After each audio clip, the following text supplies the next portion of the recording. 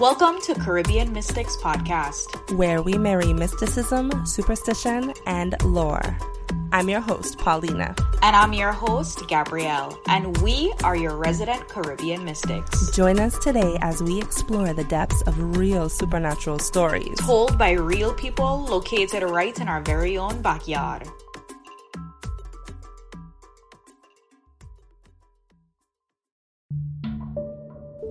Natalie is an imaginative child with an uncanny connection to an old tree situated in the middle of her backyard on the island of St. Thomas. Curiosity quickly turns into panic as the paranormal activity around Natalie's home ramps up, leaving her family in search of answers.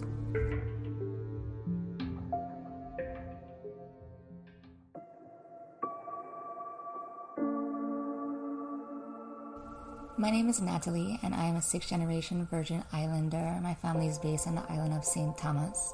This story is taking place in Mandahl Bay area, where my mother, my father, myself, and my older brother lived in a small house where we had the kind of a middle floor. There was an apartment underneath us, and then above us, but quite to the left, still connected to our house, was the third little part of the complex. So 3 different families lived in this home, and we had a big gate leading into the house. Below the house had a beautiful yard with about 6 very tall coconut trees in it, but specifically in the back of our part of the house, we had a backyard that led into a bunch of bush, but we had a big, beautiful tree. I don't even remember what kind of tree it was, but my brother and I used to call it the mother willow tree. And it was like him and I were never drawn to play in the main yard. If him and I ever played, it was in the back with mother willow. And at this time, I was 6 years old. My brother was about 9 years old. And the energy I felt with mother willow tree, it often to me felt like she was in pain. The amount of times I would dig through the cabinets in the bathroom to find band-aids and some gauze and wrap and stuff to wrap her roots with, because I thought she was in need of medical attention all the time. I always felt like I needed to console this tree and that I needed to bandage her and care for her every day. So I spent a lot of my time with the mother willow tree.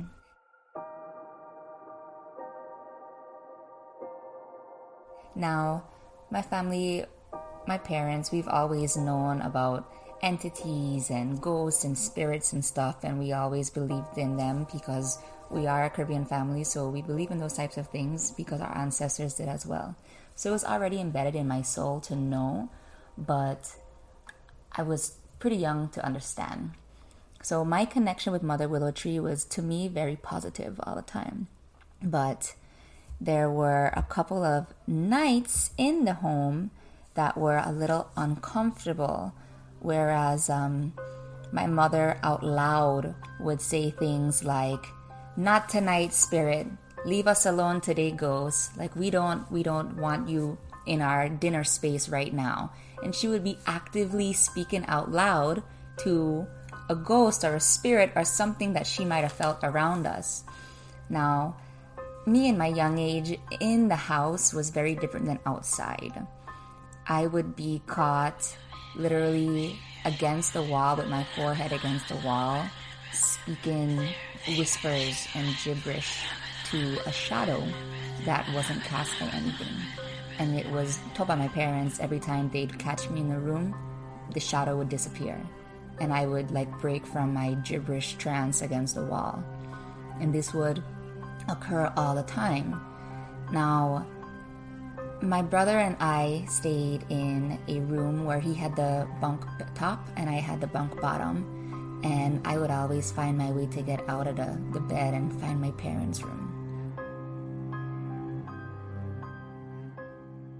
And one night in particular, I woke in the middle of the night. My brother was on the top bunk, I'm in the bottom, and laying in my bed, it felt like everything was darker than it had been before.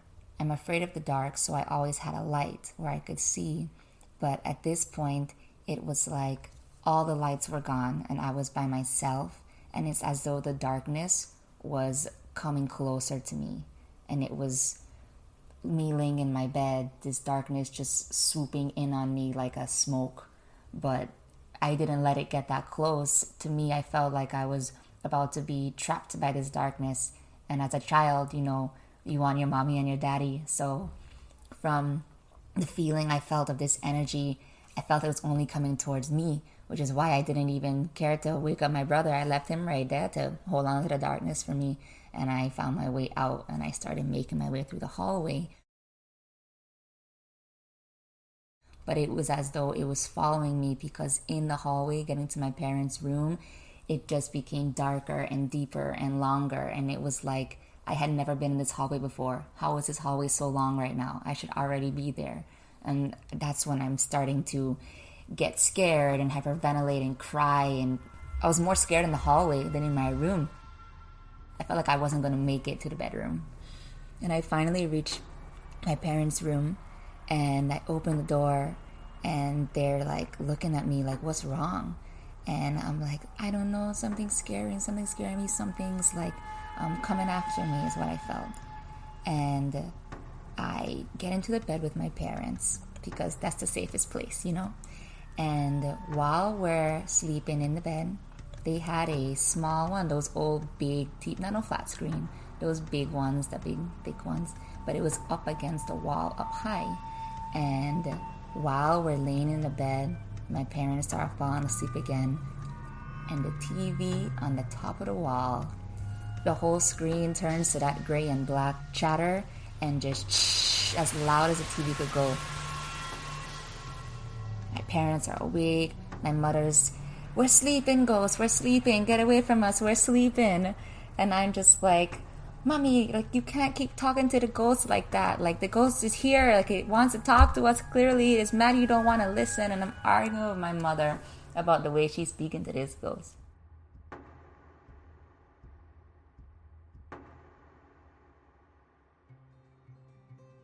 Night goes on, daylight comes, and it's a brand new day. My mother knows I'm afraid, and she decides she's gonna do something for this ghost. She started putting brooms upside down outside the front door, pouring salt in different places in the house. But my first thing was like, what's she got a broom upside down? Like, what's she doing? So that was some of my first questions to her about what she was doing. And she decided she was protecting the house from the ghost. Let the ghost know that we don't want him in the house no more. So I always spent my time with Mother Willow, and there was a point where I remember the Mother Willow tree, I wasn't in connection with her anymore. I didn't feel that she was in pain anymore. I didn't feel the need to bandage her up or take care of her or spend my afternoon with her or something anymore. And even my brother, he was expecting me to go outside and do all these things with our Mother Willow tree, and I just wasn't feeling it.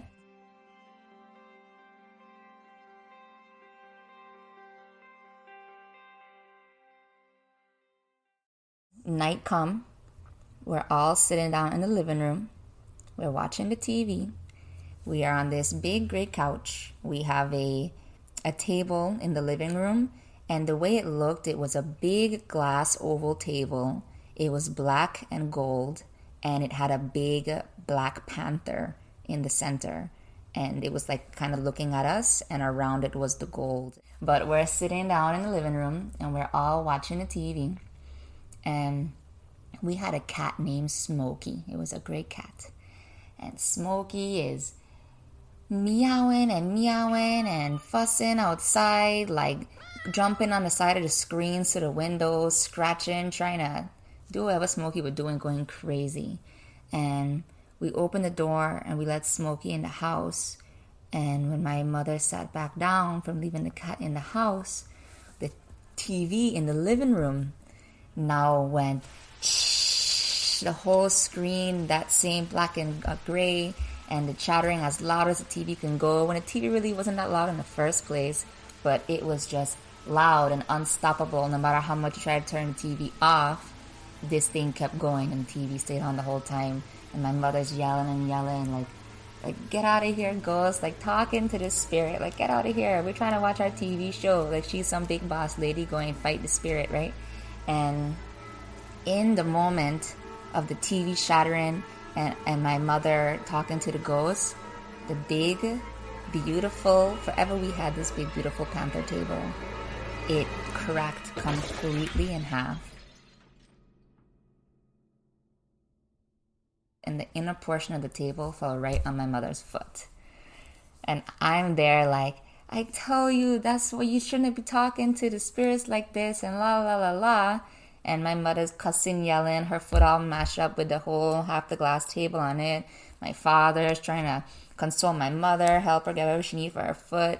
And it's just like, we're tired of this, you know? This was probably the biggest experience we had with the spirits or ghosts in our house.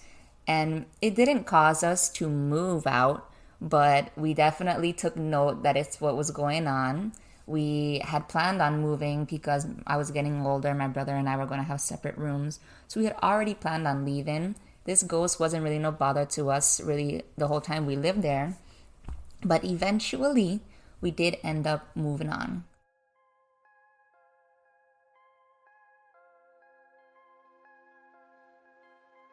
We moved to a place on the north side.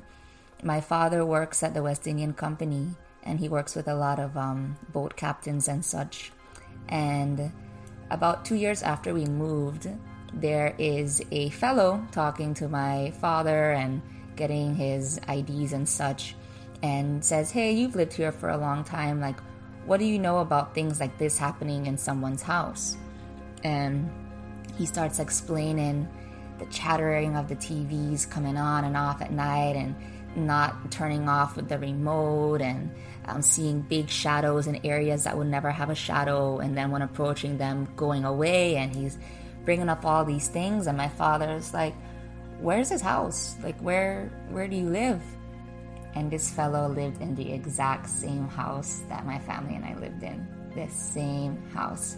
So when my father told him that, he kind of went crazy, this fellow from the States, and he went and dug up as much history as he could on the home, who owned it before the owners, and he went as far back as he could. And weeks later came to my father and told him that the reason why there's this entity bothering us in the house is because he found that the area of Mandahl was a place where a lot of the Indians, I'm not sure which tribe, had lived, and that the area that they had dug up some things in the back, and they had found that it was a burial ground, and they were actually finding like skeletons, like bones and stuff, like deep in the ground. And he came telling my father all of this stuff, who of course came home and told my mother, and she's like, all that time, you see all of this time, they're mad at us because somebody else built a house on their burial ground. How are we supposed to know? And something my mother had always taught us was that it's considered to be a great disrespect to build on top of the burial ground as it's a disturbance to them, and it's going to hinder them moving forward and their spirits passing on. She brings up other parts of St. Thomas that she felt this is why this place didn't prosper, because they had their property built on a burial ground, and she ranted and went on and on about it. But we live in a different house now. We don't have any issues. I've never had a spirit talk to us there. And truth is, we never really would have even known or looked it up ourselves, just because it's so common to us to have spirits move throughout our family's history. We never dug as deep as the strangers from the States had, because they were actually afraid. So they're the ones who found out what was going on and told us. But all that time, I'm speaking to Indians and walls, and Mother Willow Tree was rooted in a burial ground where she was feeling all of the pain of all of these people in the ground. And so all this time I'm feeling the energy of this tree and wanting to care for it. That kind of what stuck with me most, is like, I felt for so long that this tree needed my help and needed me to nurture it. And just to find that it was placed right in this sacred space was very intriguing to me. And I feel now, as I'm older, I've lost connection with energy as the way I had when I was a child. because we bury it and we push it away and we don't learn as much, because it's not talked about. So I'm really glad I could share this story and what I think I've learned from being in this experience like that.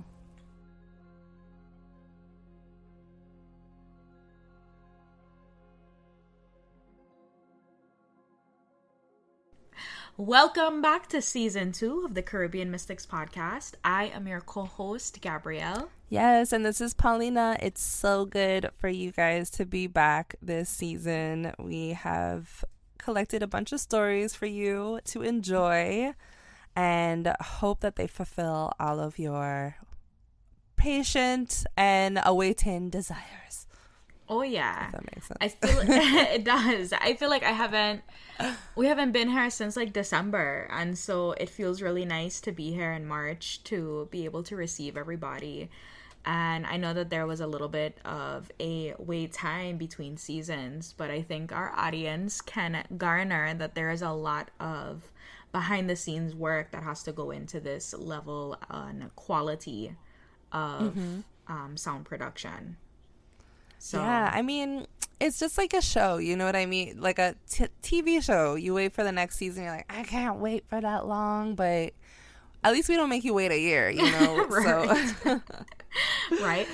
And technically we would come out a little faster if we got stories faster. So there's also that.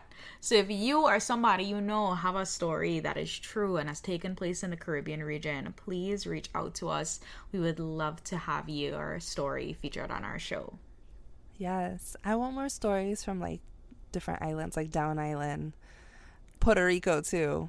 We need some PR stories. Oh yeah, I completely agree, because we are the Caribbean Mystics, and right now it's boiling down to being the VI Mystics. Well, I hope you guys all had a wonderful break while we were gone, at least. A happy new year and holidays, and winter is ending, even though that's kind of non-existent in the Caribbean, but we feel it a little bit, you know what I mean? Like you can always tell if you're from there if it's winter time, because just that few degrees makes a difference. And the locals don't go beach because the water's way too cold. Oh yeah, and it's definitely been cool. So yeah, it's definitely been like winter time here in the Caribbean. Without the snow, of course. So, guys, today's episode is RAM with historical context, cultural backdrop, and so we're gonna jump into this like rather abruptly because we have so much content that we really want to cover, and considering that this is our first episode back, we want to, do a bang-up job. Oh yeah, I love this story. That Natalie has contributed to the show. There's so many aspects, like you said, about it that we're going to cover. So let's dive right into the first one. I think you wanted to go into the location or like background. Yeah. So Natalie talks about living in this home that's located in the Mandahl area of St. Thomas. And people who are familiar with Mandahl, there's a bay attached called Mandahl Bay. And it's very well known that these were once the sites of where indigenous people created settlements. And based off of the research that I've done, I haven't seen anything that's gone in and done anything specifically in that Mandahl area. But just to give you guys some more context, there was really 3 types of indigenous people that lived in the Virgin Islands prior to European exploration. And that was the Siboney indigenous people, the Arawak indigenous people, and the Carib indigenous people. You can find traces of like the Siboney and the Arawak indigenous people on St. Thomas. You can find the Siboney and Arawak on St. John. On St. Croix, you can find the Arawak and the Carib, but I don't think the Carib was as present in St. Thomas and St. John as it was in St. Croix. And so this area of Mandahl Bay, if you've ever been there, it's a very secluded area, and the energy of it feels very different. Historically speaking, there was a plantation that was located in that area, and it was a plantation in which enslaved people were forced to do manual labor. And for those of you who are familiar with the area, the Yvonne Milner-Bowski Elementary School is located on the site of the former Mandahl plantation factory. So the name Mandahl is derived from the Danish surname of the people that own the plantation. There has been a lot of conversation around the development of Mandahl Bay, and I'll get into that at the end of the episode. But luckily, nothing of the sort has happened yet. When Natalie made the claim that she had heard that there was a burial ground in the area, I definitely believe it, and I think that people who have visited the area or live in the area could believe it as well, because there is almost like this very dense energy, especially on Mandahl Bay. Like, I have gone to the bay before, and there is a very it's heavy, you know. And also, if you think about it, if you had these indigenous peoples that had these settlements, part of what began society is when people started burial grounds. And so it makes perfect sense that if you have these indigenous peoples that set up these communities, that they would have a burial ground close by. And oftentimes it served the indigenous people to create settlements closer to waterways, because it opened the door for fishing and for harvesting any kind of animals like conch and clams and stuff, that and whelks that could be on the rocks. Right now, the Mandahl Bay area is used extensively by the local population. It's not a very well-traversed beach for people who are visiting the island, but it's used as a fishing area. It's a hurricane shelter for boats during the time of hurricane season. And it's also the home of the largest elkhorn coral reef on the island of St. Thomas. It also has a very extensive mangrove, which is a very important part of our ecosystems along all beaches, and it also helps to protect the shoreline from any kind of storm erosion. I love Mandahl Bay, actually. You know, my mother lives by there, and going down there, I love that it's secluded, and it's one of the few untouched last places on our island that haven't been overly developed or specified for tourism. So you know, my brother-in-law loves to go fish in there in the salt pond, because I know there's a little pond there as well. And it's a rocky beach, but it's still like beautiful. And I had no idea there was so much history down there with it as well. So that's really interesting. And it makes sense, you know, because there is like an energy down there when you go there. And it feels old. It feels old too. Yeah, I think there's like a Bushman camp down there too, no? Like, he used to do classes for kids to like live off the land as well, I think.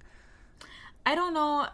I mean, I'm sure that there might be like a Bushman camp. I know that there was somebody that was like living on the beach, like full time, you know, and not in a house. Like, they had done like a makeshift something, and they were literally like living on the beach itself. But I don't know anything past that. What my understanding of Mandahl and the times that I've been there, I personally haven't felt safe. Because it's so secluded, there is an uncomfortable feeling when I go down there. You know, it kind of just feels like anything could happen to you, because no one is really around to hear your that screams. Too. Yeah, definitely. Nobody around to hear your screams. If you're alone, yeah, definitely eerie.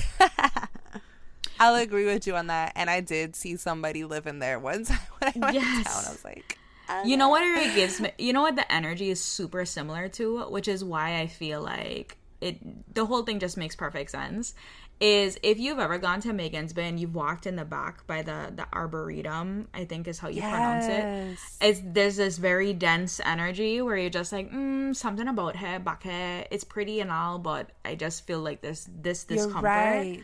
It's the same exact dense energy where you're like, this is beautiful to visit, but I ain't trying to spend no extra time here.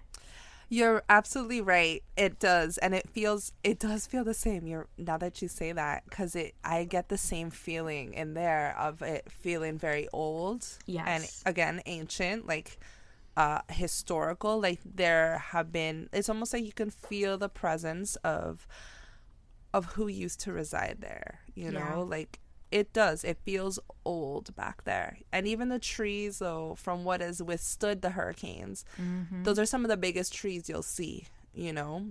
Speaking of trees, I love how Natalie goes into talking about Mother Willow Tree. And you know what's funny is, now that I have a 2-year-old, I watch a lot of cartoons. And I watched Pocahontas a few months back, and her spirit guide was Mother Willow Tree. And so I'm thinking, like, you know, maybe this was the era of when she was watching Pocahontas and she felt inspired to call it that. Yeah. But Pocahontas was also an indigenous person. And maybe there was some kind of subconscious connection that Natalie made there with naming this tree. And I really want to go into the subject of trees because I'm a big fan of trees. And I find that they have just so much to offer us as people. But I know you wanted to go into it as well and talk about some of the cultural significance locally on island that we have with certain trees. Yeah, I definitely wanted to cover that, but I do want you to go first because I feel like what you're about to say is going to really lay the foundation of what I will add onto the information that you're going to bring through. For sure. So, you know, listening to the story, I just started diving into research of, like, do trees have souls? Do they have like an internal being or something about them? We know that they are living, but do they have more to them? I've always felt intuitively that they have, and that came from me just touching trees as a child and even as an adult. I highly recommend you go out there and hug a tree. And I know this sounds so granola, but when you hug a tree, it almost feels like you are embracing a person. You can feel that energy of this tree. And each tree is very much different.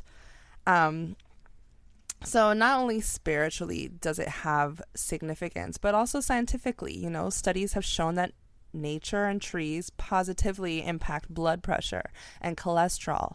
It lowers heart rate and reduces the stress hormone cortisol. It's even proven to help fight cancer cells. And going on nature walks, even looking at a picture or videos of nature is almost as good. But there's something about our bodies and being in nature that just click. You know, we're meant to be. And I think anybody can agree that they feel this sense of, like, relaxation when they go outside, take a deep breath of fresh air, and walk amongst some beautiful trees and nature. I completely agree. Just to, like, piggyback onto what you're saying, I feel like people who are most, like, mentally healthy are people who have a connection to nature, like, who have set aside time to be connected to nature. And it's really interesting because there's this ongoing dialogue on social media of people being like, I thought I was anxious and depressed, but turns out I just needed to leave the United States. But when you look at the areas in which they're traversing like highly wooded areas or beaches, and it's a more closer connection to nature, and it almost allows for a level of relaxation that you just can't get in the big bad concrete jungle. Absolutely. And I think it's one of the biggest reasons why anxiety and depression and mental health issues have been on the rise, because we have screens, we have computers in the palm of our hands. You know, generations nowadays we're addicted to our screen, and more screen time equals less nature time, less time out in the real world, and a dose of that can really do us some good.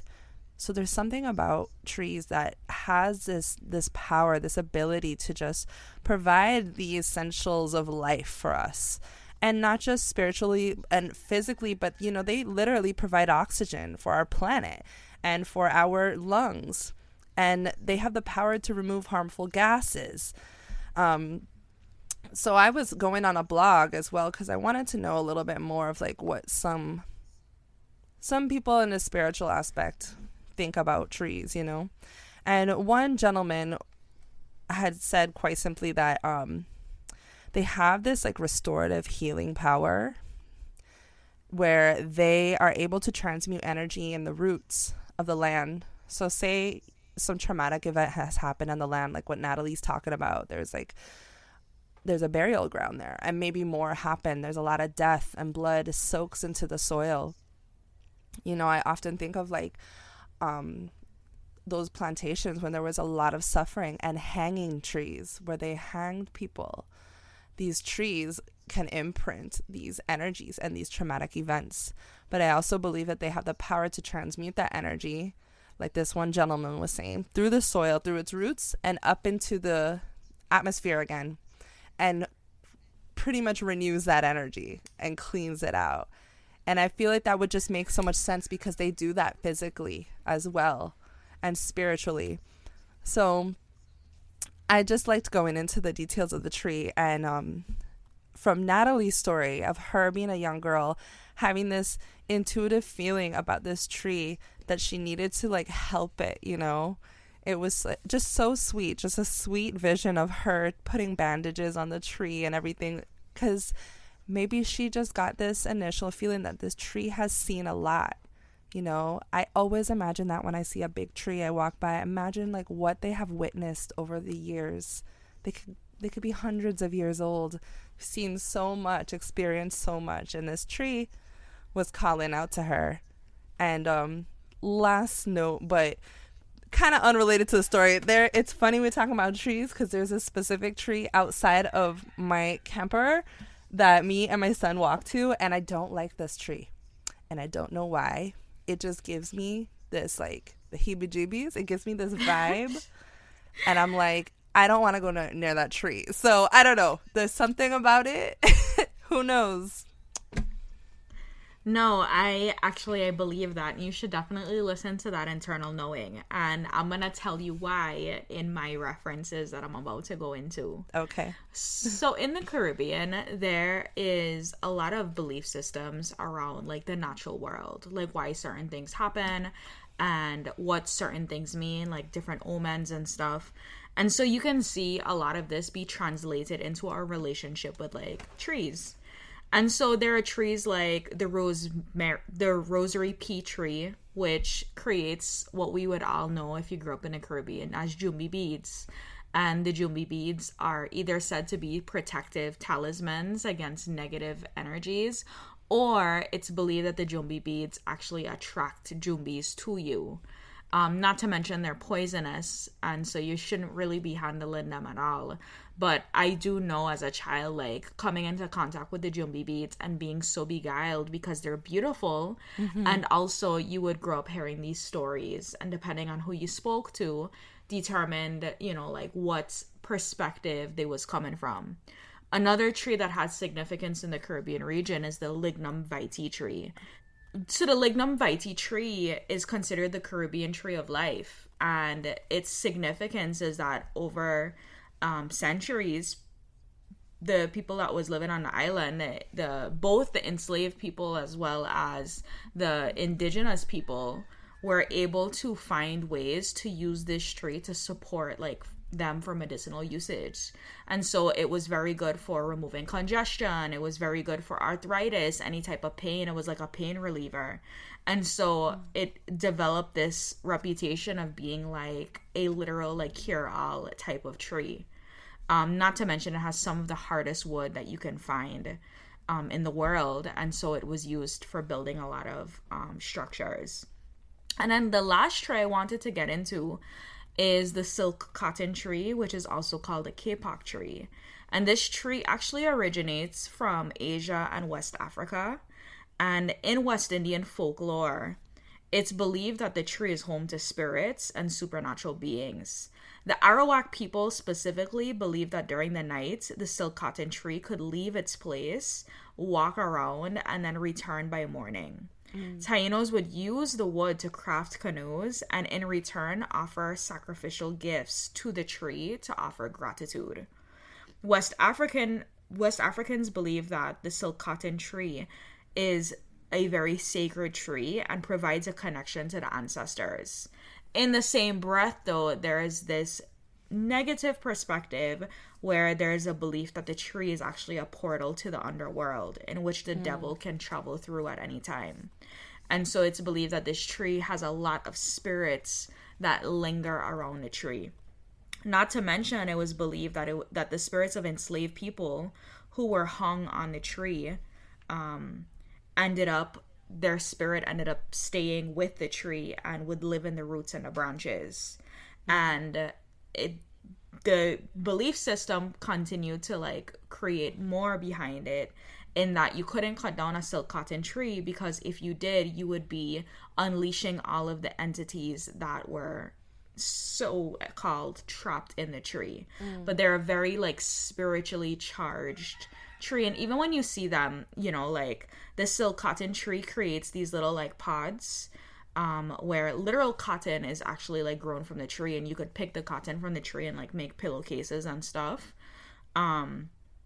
But I see all it is to just really showcase that trees have so much spiritual significance, especially by so many different communities. Even our beautiful flamboyant trees that I mentioned earlier, they're indigenous to like Australia, and the indigenous people in Australia have their own spiritual attachments to this tree, and believe that this tree also is a holder of spirits.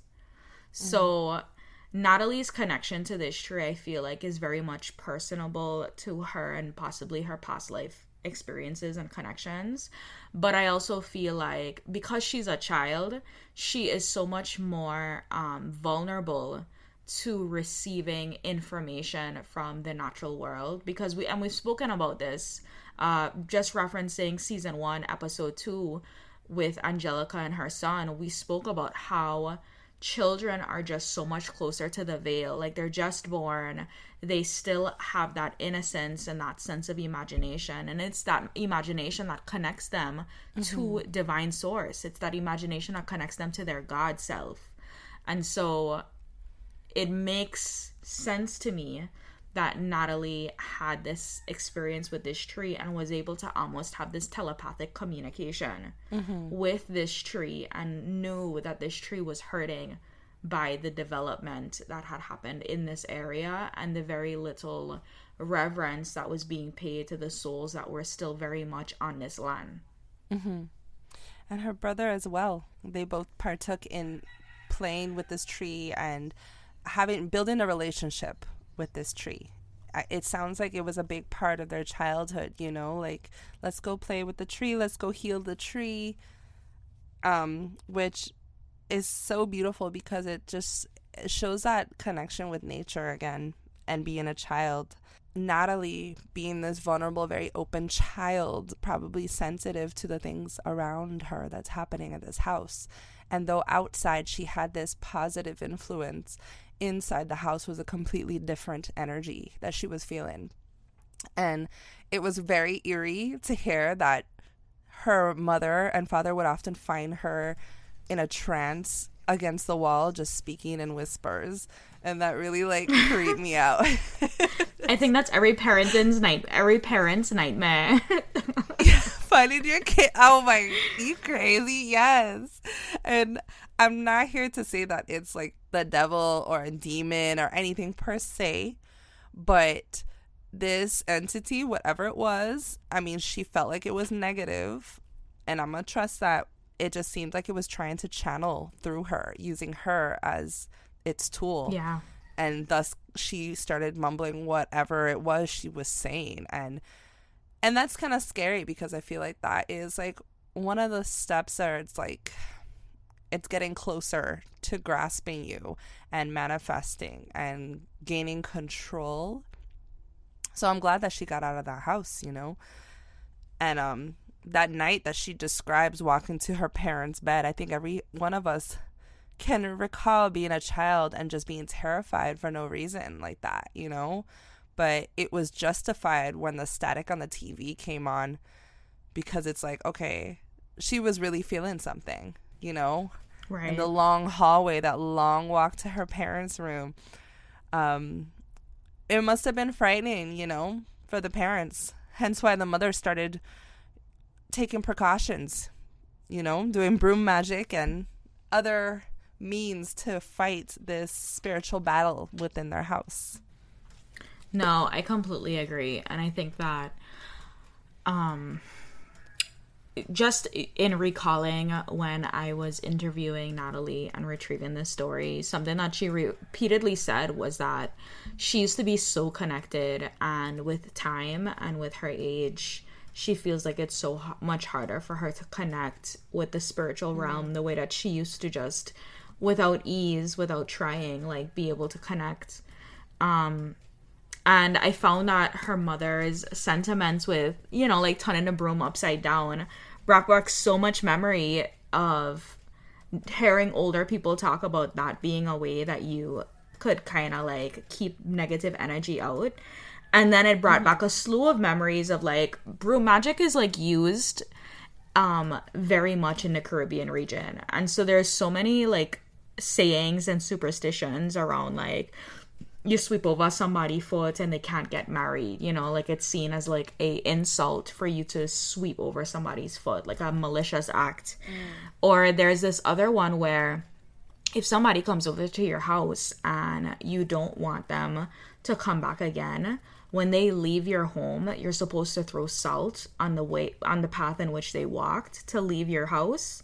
And then you're supposed to sweep up the salt and sweep it out the front door. So you're basically removing their energy from your home. And then you turn the broom upside down and you put it to stand up upside down. And this seals the spell of they cannot enter this space again. And to my understanding, it works. To the people who've had the opportunity to use it, the people say that broom magic is a real thing. I mean, it makes sense. The salt, again, a cleansing tool, and it's very widely used in a lot of spiritual and magical practices. And same with broom magic. That's a very Wiccan and Celtic practice as well. The broom is like a symbol of cleansing, and they use it symbolically to cleanse the home as well. They just have that typical wooden shrubby looking broom, and that was like a tradition. And you sweep the energy. It's not for like literal sweeping of the dust. You almost do like a sweep in the air, to rid the space. And then isn't there one wedding tradition where you jump over a broomstick? It's the jump in the broom tradition. Like brooms hold so much significance, and it's across cultures.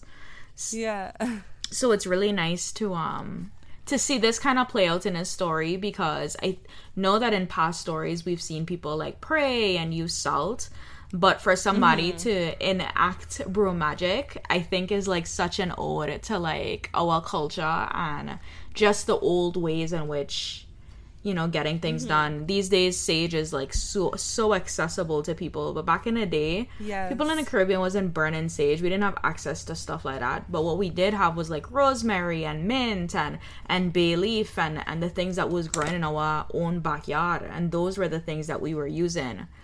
I think those are the best means of practice. Facts. Because they not only grow on the land that you're living on, so they're native to that land, you know, and you're also not supporting an industry that profits off of, you know, I heard that sage is kind of not, what's the word I'm looking for? It's like it's turning controversial a bit, the selling of sage and the spiritual marketplace as well. It's so on the rise, spiritual practice, that I also want people to know that like you don't always have to go out and buy these tools and these things, you know, because a lot of them are right outside your door. And I feel that it's best when you make talismans, or you make the ingredients, or you find and forage these ingredients for your practice or spells or rituals or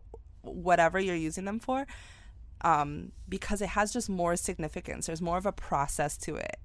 And I think it's very cool that she used the broom magic, and that also that at the end of this story, once they left, it's just so beyond coincidental. You can call it synchronistic if you want, if that's even a word. Synchronistic. Synchronistic is synchronicity. Yeah, you're there. Yeah? Okay. Go ahead. You were on the right path. Gabby would know. She's a wordsmith. So no, you write an extensive vocabulary. Sis, you write into the horizon with confidence. Okay, even if it wasn't a word, I'd have been ahead. Like, no, you know what you're talking about. It's a new word. So anyways, but yes, it's so synchronistic that 2 years later down the road, they find out that another family has moved into the same house, experiencing the same occurrences. And he went into the trouble of finding the background of this land and home. And I just love these full circle stories because you don't always know. We're left a lot in mystery. It's true. There's a lot of like open-endedness that kind of leaves you, and the ambiguity I think in certain stories is nice because it allows for the listener to be able to conjure their own imaginative ending. Mm-hmm. But I also feel like having stories in which we have a beginning, a middle, and an end allows for people to have that sense of like relief, like I think that it's human nature to want to see the beginning, the middle, and the end, like nobody likes to be left hanging. Definitely. So it's nice to sprinkle these in. Yeah, I mean, it even had a climactic moment where I feel personally like my theory that this entity was gaining strength because it cracked that huge table, the glass in half, which takes a lot of energy to do for a non-physical being. So it started with the static, the whispers, and then a cracked table hurting the mother's foot who's been cussing this ghost out all day and night. So I have a theory that when you see an uptick sometimes, I do think that these entities gain power as time progresses, but I also have a theory that when you have a anniversary of some kind of like event come up, and usually a tragedy, something that elicits a big emotional like output, I definitely think that you see a surge of energetic activity leading up to this anniversary because that energy is still there, it's still looming. And so it seemed like her and her family stayed there for like 2 years after this event had actually occurred. Like I got the impression they stayed a while after. This wasn't the like end all be all for the story of the house and their relationship with it. But I think that maybe this influx of energy may have happened around a specific time period for a specific reason. Any last points you would like to make on this story? Yes, I want to take this time to go into something, to go into content that's very near and dear to my heart. And part of what encouraged this conversation and why I feel like it's important is because when I was doing research on the Mandahl area, I came across several articles of local people, fighting to save Mandahl Bay. Because back around 2015, there was a proposed development that was supposed to take place on Mandahl Bay by the company Transcontinental Realty investors. And their plan was to create a 300-room condominium, a restaurant, a boating marina, and virtually make just another place in our Virgin Islands virtually inaccessible to the local people. And I sit on and I think about if this, I don't know where it is right now in the process or if the people really put a stop to it. I haven't heard anything about it in recent years, but I think about how many of us really don't know when someone purchases land, right? They are purchasing all of these structures that are on that land. I know that from the eye, all you see is bush when you look at huge swaths of land on our islands. But in between those dense, containers of bush, there are, buildings, in which, historical artifacts. I know stories of people who have purchased land and found shackles and found, very significant cultural pieces that belong to the people of the Virgin Islands, but because these people are unfamiliar oftentimes with the culture here, and there's no real desire to know the history and to be a part of the community in a way that says, let's give these artifacts to the government of the Virgin Islands to preserve for the people of the Virgin Islands, because at the end of the day, this is their ancestry, this is their history. Oftentimes I see people will either discard of these invaluable artifacts, or they will simply keep them and use them for their own, like hand-me-downs to pass down to their family whose ancestry is not connected to this land. And so I say all of this to say that it's so important to me, and I will talk about this until my very last breath, for us to redefine the way that we view land ownership. We are not owners of this land. We are stewards of this land. And part of being a steward of the land is to be a caretaker of the land. And so I think that as local people, as people who are invested in our community, we have such a responsibility to be very thoughtful and intentional about who we sell our land to. Because you have an instance like this where Mandahl Bay is literally teeming with historical richness, and to have investors just buy the land and want to like root up everything and rip down everything and create something that isn't even going to necessarily benefit the local people, it just really makes you take pause. And I really urge my local community, we must get ahead of the gentrification that's happening in our territory. We must work harder to be stewards of our land, because if we do not take up space in the Virgin Islands as Virgin Islanders, we will lose this territory. We will lose this land to people who have no interest in our culture, in our history, or in our community. You touch on so much of what the people on island feel but don't know how to express, or don't know exactly what is happening, but they see the changes around them daily, yearly, slowly come in.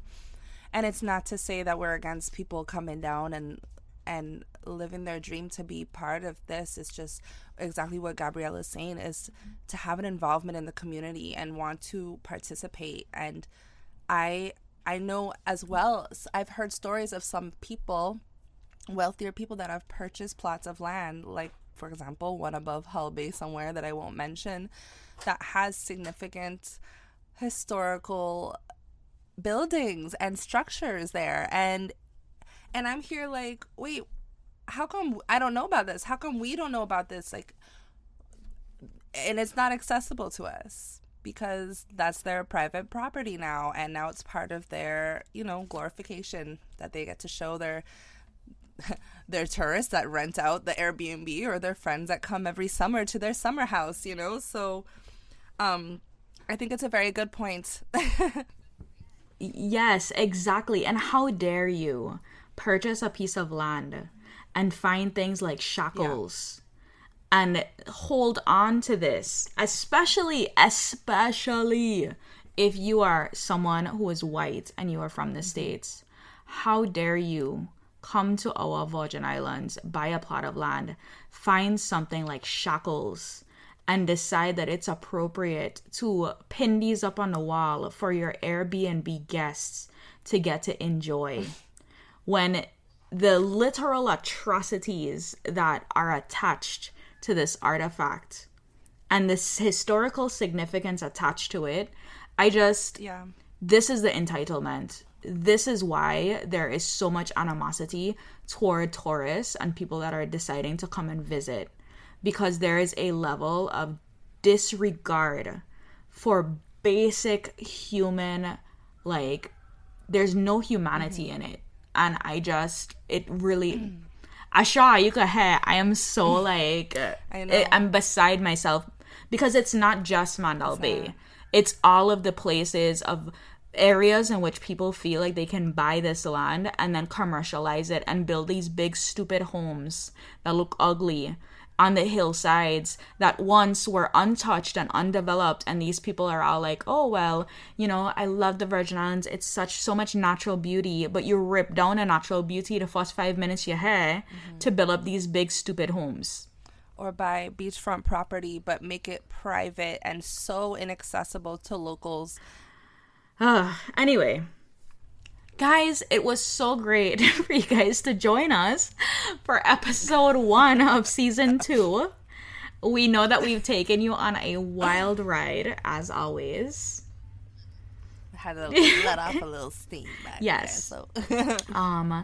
It would mean so much to us if you can give us a rate and a written review Please. on the podcast streaming platform that you're using. And please take this episode, copy and paste it to your Facebook, copy and paste it to your Instagram, tag us. There are so many people in our community, our Caribbean community, who would love this style of storytelling and discussion and don't know about it. So be your brother's keeper and share the podcast that with all the people, please. Yes, we are independent. It is me and Gabrielle, and we may be getting some help lately. So we got to add her in the credits as well. But we are super, super independent podcast, so your support means the world to us, and it helps us keep going and pushing forward. So please, leave those reviews for us, 5-star reviews and ratings, and share with your friends and family. You guys have a good day. Bye, guys. Thank you for joining us. Thank you for listening to Caribbean Mystics Podcast. If you enjoyed the show, don't forget to share with your family and friends. Like, follow, and subscribe to keep up with all of our spooky Caribbean content. Do you have a story you'd like to share that took place in the Caribbean? Email us at caribbeanmysticspodcast@gmail.com. That's caribbeanmysticspodcast@gmail.com. Or check the show notes for more info. Caribbean Mystics is created and hosted by Paulina Creaky and Gabrielle Carrard. Theme song is Folktale Jouvert Riddim by Marcano.